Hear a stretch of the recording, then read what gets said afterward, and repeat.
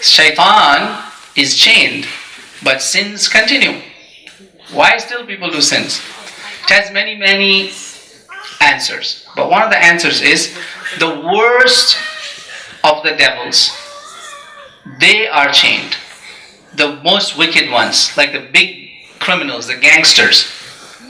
You understand? Not every shaitan is chained. Good?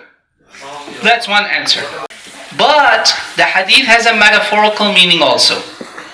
There's a batini ma'na. During Ramadan, while you're fasting, can you curse someone? Right. Can you take any food in while you're fasting? Can you engage married people in any marital relations? No. And these are the routes from where shaitan can enter. When this is locked, sexual desires are blocked, shaitan is chained.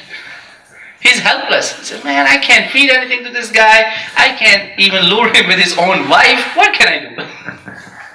Right? He's chained. That's a metaphorical meaning, batini ma'na. So briefly I wanted to answer this.